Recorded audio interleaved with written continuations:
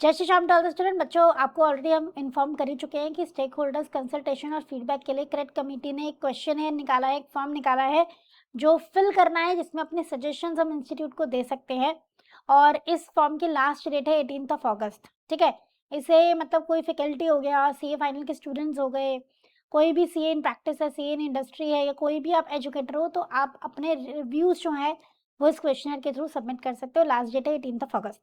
तो मैं आज आप सबके सामने ना क्वेश्चनेयर फिल करने वाली हूँ और अपने सजेशंस यहाँ पे इंस्टीट्यूट को प्रोवाइड कराने वाली हूँ। तो डिटेल मेंशन कर देंगे सीए इन प्रैक्टिस, तो मैं सीए इन प्रैक्टिस यहाँ पे क्लिक कर दूंगी। उसके बाद हम आ जाएंगे नेक्स्ट पे। फिर हम आ जाते हैं एकेडमिक्स पे। वो हमसे एकेडमिक्स के बारे में कुछ इन्फॉर्मेशन मांग रहे हैं।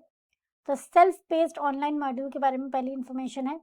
क्या पूछा जा रहा है आपसे? Should the self paced online modules continue?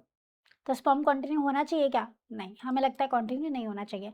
फिर है which new and emerging subject should be introduced in CA curriculum? आपको लगता है तो कौन सा सब्जेक्ट इंट्रोड्यूस होना चाहिए और इसको स्पर्म में रखना चाहिए या मेन पेपर्स में रखना चाहिए? तो कॉर्पोरेट लॉ मुझे लगता है होना चाहिए और कोर में ही होना चाहिए।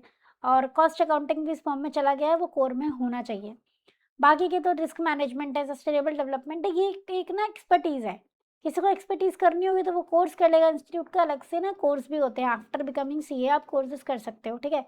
तो मुझे लगता है इन सबको ना मैंडेटरी करने की ज़रूरत नहीं है। हम ये बोल सकते हैं कि फाइनेंशियल सर्विसेज कैपिटल मार्केट को होना चाहिए, स्पर्म में रखवा सकते हैं उसको। अदरवाइज़ आई डोंट थिंक कि किसी और की इतनी इम्पोर्टेंस है, ठीक है? उसके बाद अगर आपको लगता है कि इंटरनेशनल टैक्सेशन जैसा टॉपिक है, ये सबको पढ़ना चाहिए, तो आप ऐड करा सकते हो, आप अपना सजेशन दे सकते हो।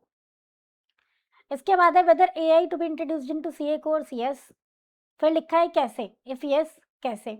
Through theoretical education integrated across column, खाली थ्योरी हो? नहीं। Only through trainings in IT? No. Combination होना चाहिए, थोड़ा थ्योरी भी बताओ, थोड़ा प्रैक्टिकल भी बताओ। ओके, चलिए। फिर आ जाता है पार्ट बी प्रैक्टिकल ट्रेनिंग पे। कमेंसमेंट ऑफ प्रैक्टिकल ट्रेनिंग कब कमेंस होनी चाहिए? Articleship training after registration for intermediate? नहीं। After passing either group? नहीं।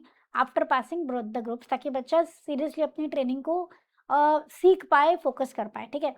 Duration of practical training, what should be the ideal duration of practical training? तो मुझे लगता है 2 या 2.5 ईयर्स होना चाहिए अनइंटरप्टेड, ठीक है ना? आईटी एमसी ये सब बाद में हो, अभी नहीं, साथ साथ नहीं होना चाहिए। तो 2 या 2.5 ईयर्स अनइंटरप्टेड हम मार्क कर सकते हैं। उसके बाद है structure and nature of practical training.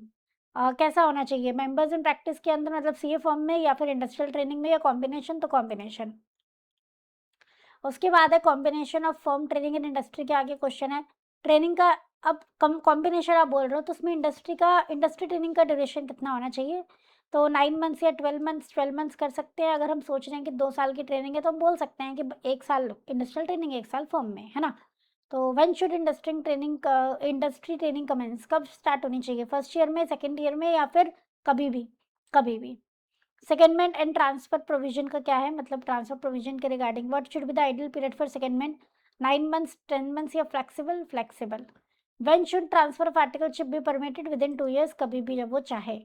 Quality of practical training, तो which reforms would most effectively improve practical training? Mandatory functional rotation, काम रोटेट ही होना चाहिए, जरूरी नहीं है भाई।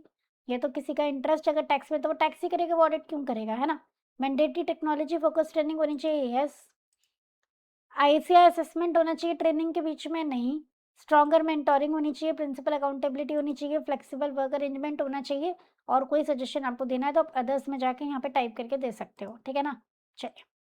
उसके बाद एग्जामिनेशन के ऊपर है what assessment format should be used for foundation exam. ये फाउंडेशन के ऊपर क्वेश्चन है।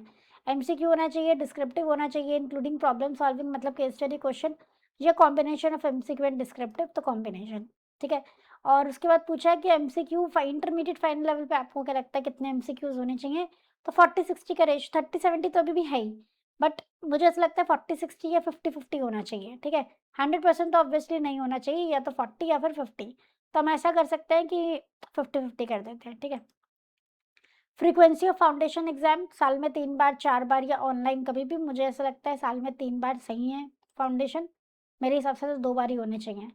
नेक्स्ट है eligibility for final examination. Final examination के लिए when should a student become eligible? Articleship के बाद कब फाइनल एग्जाम वो दे पाए? ध्यान से सुनना है, थोड़ा सा टेक्निकल है। During the last 6 months of articleship अगर आप कहते हो, तो 2 ईयर्स, 2.5 या 3 ईयर्स, हर उसमें ना एक मार्क करना है आपको। तो लास्ट 6 मंथ्स ऑफ आर्टिकलशिप में उसे एग्ज़ाम में अपीयर होने के लिए मौका मिलना चाहिए, यस। और मुझे लगता है 2 साल की ट्रेनिंग होनी चाहिए। आफ्टर कंप्लीशन ऑफ आर्टिकलशिप हो सकता है, अगर अगर हम लास्ट 6 मंथ्स के आर्टिकलशिप के लास्ट 6 मंथ्स में अगर हम उन्हें अटेम्प्ट का मौका दें, तो फिर आर्टिकलशिप 2 साल की, 2.5 साल की, 3 साल की? 2 साल की। अगर कंप्लीशन ऑफ आर्टिकलशिप के बाद अगर हम मौका दें, 2 साल की।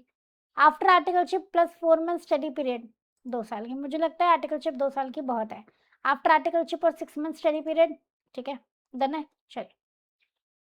नेक्स्ट आपका ओपन बुक एग्जाम होना चाहिए, क्लोज बुक होना चाहिए, मिक्स्ड होनी चाहिए फाइनल लेवल पे। तो मुझे लगता है जैसा चल रहा है नॉर्मली कंप्लीटली क्लोज्ड बुक या फिर रिस्ट्रिक्टेड ओपन बुक होना चाहिए, जिसमें स्टैंडर्ड लॉज बेयर एक्ट को रेफर किया जाए।